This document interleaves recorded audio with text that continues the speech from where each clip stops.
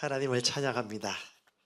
여기 오신 분들은 사람 보는 것도 아니고 특별한 분위기 보는 것도 아니고 하나님을 사모하고 주님을 경배하고 성령 충만하고 싶고 또 하나님의 뜻을 알고 싶고 주님의 임재와 능력과 기름 부음이 역사하는 현장을 계속 경험하고 싶고 영혼을 구원하고 싶고 자녀들이 잘 되었으면 좋겠고 하나님의 뜻이 이 땅 가운데 이루어지길 원하는 사람들이라고 저는 생각합니다.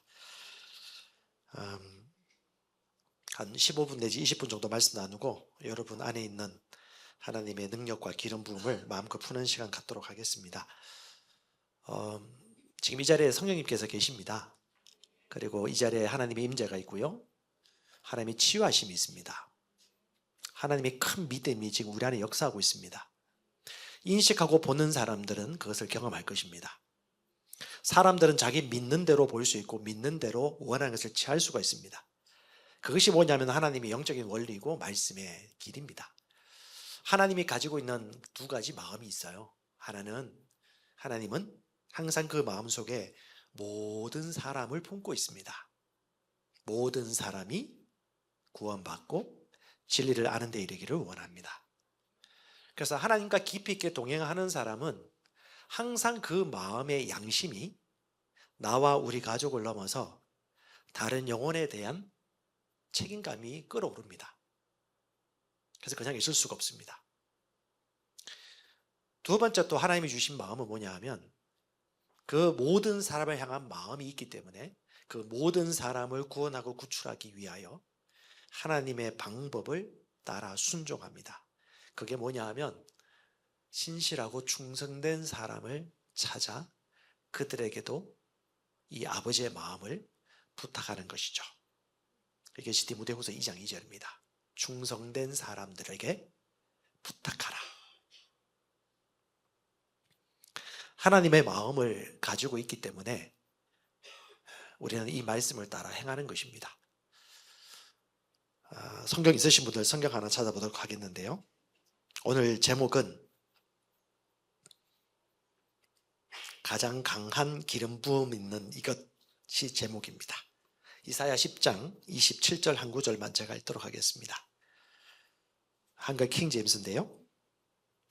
그날에 그의 짐이 너의 어깨에서 제해지고 그의 멍에가 내 목에서 제해질 것이요 그 멍에는 기름 부음으로 인해 부러지리라. 짐이 벗겨질 것이고 멍에가 부러지리라. 그 기름 부음이 그 멍에를 부러뜨리라고 말씀하고 있습니다. 여러분, 가장 중요한 것은 지금 이 자리에 하나님의 기름 부음이 있습니다. 그리고 하나님의 능력이 있습니다.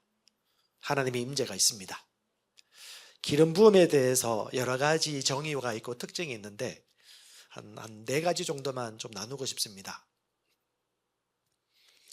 첫 번째 기름 부음은요, 이동이 가능합니다. 그래서 기름 부음은 성경에 보면 아시겠지만 헝겊이라든가 사람을 손을 통해서라든가 옷자락의 접촉을 통해서 하나님의 능력이 전이되고 이동합니다. 여러분 보았던 혈류병 여인이라든가 바울에게 있던 헝겊을 가져다가 사람들이 고침받기도 하고 자유함을 얻기도 하죠. 얼마 전에 오성 교사님이 오셨는데 갑자기 기도하다가 제가 잠시 화장실 갔다 온 사이에 물에다 안수를 했더라고요. 그 물을 마셨어요. 왜? 나도 믿기 때문에. 안 믿으면 안 먹어요. 네, 믿기 때문에 먹는 거죠. 안 믿으면 소용없어요. 네, 믿기 때문에 먹는 것입니다. 두 번째 기름 부음은요, 느껴집니다. 그래서 예수님께서는 자신 안에 있는 능력과 기름 부음이 혈류병 여인이 만졌을 때 자기에게서 빠져나가는 것을 직접적으로 경험했습니다. 기름 부음은 그렇게 느껴지기도 하고 만져지기도 하고 인식도 되어집니다. 그래서 예수님은 이 땅에 계실 때 항상 기름 부음으로 사역하셨어요. 예수님은. 세 번째 기름 부음은요, 분량이 있습니다. 우리에게 하나님의 말씀을 알 듯한 일정한 분량의 기름 부음을 요한일서 2장 20절에도 주셨죠. 너희 안에 기름 부음이 있나니. 그 기름 부음은 다 있어요. 하지만 기름 부음도 분량이 있습니다. 그 기름 부음의 분량에 따라 그 하는 일들이나 역사도 다를 수가 있습니다. 실제 여러분 구약 성경에도 엘리야와 엘리사 보면 엘리사는 엘리야의 갑절의 기름 부음을 받았죠. 구약 성경에만 해당되는 것이 아니고 이 땅에서도 은사와 능력이나 하나님이 일하시는 방식에 따라 더 강력하고 특별한 은혜의 기름 부음이 임함으로 말미암아 그 기름 부음으로 하나님께서 또한 역사하십니다. 네 번째는요, 기름 부음으로 역사하시지만 기름 부음이 없을 때는 말씀을 믿는 믿음으로 역사하십니다. 이것은 기름 부음이 없어도 항상 역사할 수 있는 방법입니다. 성경에 보면 여러 가지 사례들이 있지만 한 세 가지만 드십시다. 다른 성경의 내용들을 보면 대부분 안수하거나 접촉하거나 만져주기를 기대하거나 직접적으로 역사했죠. 하지만 여러분 잘 아시는 성경 사복음서 읽어보면 다양한 경우가 나오는데요, 10명의 나병 환자가 예수께 와서 고쳐달라고 외쳤습니다. 그때 예수님께서는 어떻게 하셨습니까? 너희는 대제사장에게 가서 너희 몸을 보이라 라고 말씀하셨습니다. 그 10명의 나병 환자는 안수 받은 적도 없고 옷자락 잡은 적도 없고 침튀김을 받은 적도 없어요. 그 말씀 듣고 믿고 갑니다. 가다가 고침받습니다. 할렐루야. 저는 전율이 생기더라고요. 하나님의 나라는 이렇게 역사하는 거구나. 시편 107편에 뭐라고 말합니까? 그가 그의 말씀을 보내사 치유하시네. 하나님의 말씀을 저는 믿습니다. 그 말씀은 누구에게나 믿는 자에게 역사하는 생명의 말씀입니다. 아멘. 그 다음에 여러분 잘 아는 백부장, 로마 군대 백부장 같은 경우는 자기 하인을 사랑하고 아끼는 마음으로 하인이 중한 병에 걸려서 예수께 도움을 요청하러 왔습니다. 그때 예수께서 가서 고쳐주겠다고 할 때 우리 백부장은 이렇게 말하죠. 우리 집에 올 필요 없습니다. 나도 내 수하에 부하가 있고 다만 말씀만 하옵소서. 누가 그렇게 말했습니까? 백부장. 누가 시킨 것도 아니에요. 백부장은 자신이 믿고 있는 바를 말했습니다.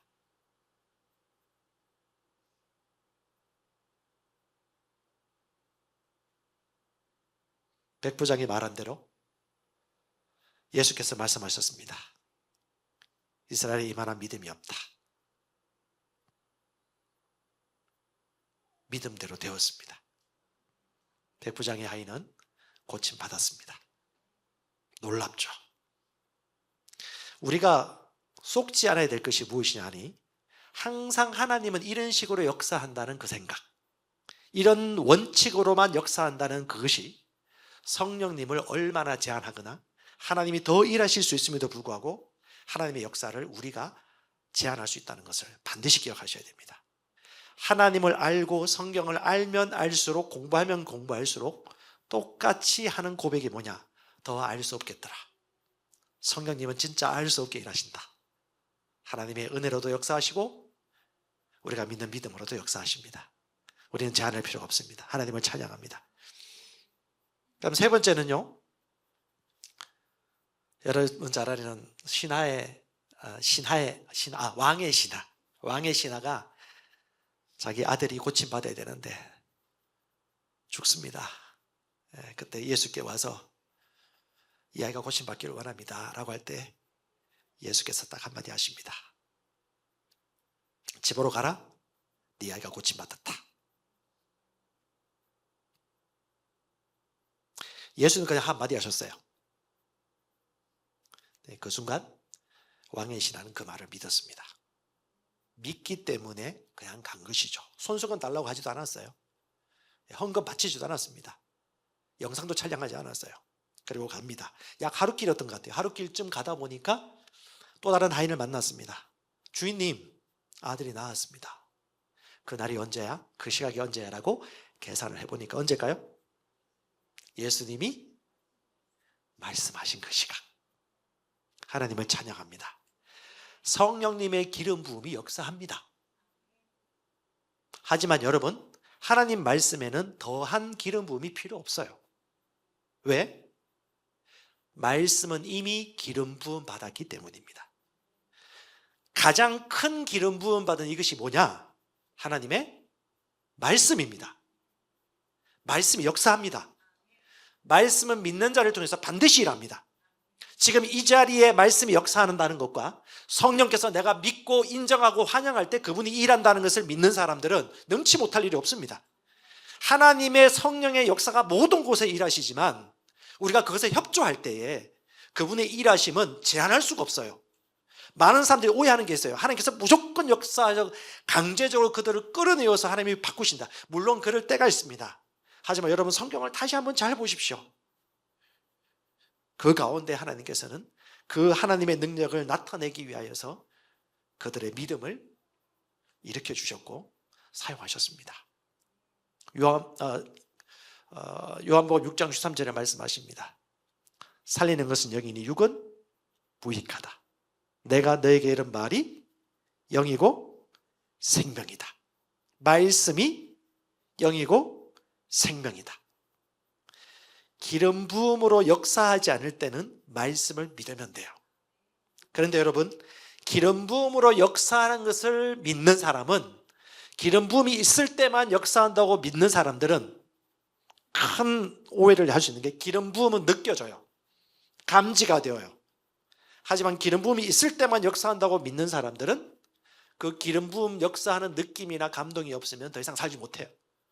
다른 말로 그것은 한계가 있다는 것입니다. 예수는 그렇게 하셨지만 우리에게는 그보다 더 큰 것이 있습니다. 뭐냐? 하나님의 말씀을 믿는 믿음이 있다는 거. 근데 믿음과 기름 부음의 차이가 있어요. 이미 믿음은, 말씀에는 기름 부음이 있어요. 뭐냐? 말씀을 믿는 것은 느낌이 없을 수 있습니다. 냉랭합니다. 차갑습니다. 차가운 문 손잡이에 내 손을 잡는 것 같습니다. 하지만 그때에도 믿음은 보여지는 시각이나 오감과 관계없이 반드시 역사합니다. 베드로서 1장 21절에 하나님 말씀하셨어요. 하나님의 모든 예언은 사람의 뜻으로 나타낸 것이 아니요 성령의 감동하심을 받은 이들이 하나님께 받아 말한 것이라. 말씀은 누가 주신 거예요? 성령님이 주신 말씀이고, 성령의 감동하심을 입은 사람들이 하나님께로 받아 그것을 기록하고 말한 말씀이에요. 즉, 이 말씀은 뭡니까? 성령님이 주신 말씀이고, 이 말씀은 곧 영이고, 이 말씀은 곧 생명이다. 고백합시다. 영이고 생명입니다. 능력입니다. 기름 부음입니다. 치유의 능력입니다. 하나님의 계시입니다. 아멘. 그래서 하나님께서는 나사렛 예수에게 성령과 능력을 기름 붓듯 하셨다고 그래요. 성령과 그분의 능력과 기름 부음이 동일한 의미로 같이 쓰이고 있습니다. 이 시간 저와 여러분 안에, 이 자리 안에 성령의 능력이 있습니다. 기름 부음이 있습니다. 그 기름 부음과 계시가 이 자리에 있습니다. 그 말씀이 역사합니다. 그런데 여러분에게 좀 건면하고 싶습니다. 여러분, 기름 부음도 두 종류예요. 하나는 개인적인 기름 부음이 있어요. 함께 모일 때 함께하는 회중과 내주는 기름 부음이 있습니다. 기도도 개인의 기도가 있어요. 함께 모일 때 하는 합심 기도가 있습니다. 이 두 가지 다 유익합니다. 개인의 기도를 많이 하는 사람은 개인 기도하는 사람들의 유익이 있고, 합심하여 회중에 같이 기도할 때는 그 기도하는 사람들에게 주는 유익이 있어요. 그런데 믿는 사람들은 이 두 가지 다 하시는 게 좋습니다. 예수께서는 겟세마네 동산에서 기도하시다가 눈꺼풀 덮여가지고 졸고 있는 제자들에게 얘기하셨죠. 너희가 1시간도 깨어 기도할 수 없겠느냐? 시험에 빠지지 않도록 깨어 기도하라. 이 시험이 뭡니까? 두려워하는 거, 육신이 약한 거. 기도하라는 것이 율법이 아니라 얼마나 하나님을 향한 갈망이고 우리의 믿음 생활에서 아주 좋은 훈련이고 하나님의 능력과 일하심을 나타낼 수 있는 우리의 의지이고 역사이십니까? 저는 오늘 아침부터 오후까지 보면서 다시 한번 생각해 봤어요. 성령님, 요즘 성령님께 묻고 답하고 말씀을 떠올리고 인도받는 시간 좀 많이 가지고 있습니다. 그리스도인의 인생이 뭡니까? 가장 큰 싸움이 뭐예요? 라고 생각하는데 잠언 4장 20절 이하가 생각나더라고요. 그 말씀을 매 순간마다 주의하며 살고 있느냐? 그렇게 살까 말까? 너무 정보의 홍수 속에 살고 있어요. 재밌는 게 너무 많아. 하나님 말씀 아닌 것들 볼 게 너무 많아. 그게 뭐예요? 평범한 것이고 육신의 생각이죠. 무익합니다. 주님 말씀하셨어요. 나를 사랑하는 자가 나의 사랑을 입을 것이고 나를 간절히 찾는 자가 나를 만날 것이니라. 하나님을 찬양합니다. 하나님을 찬양합니다.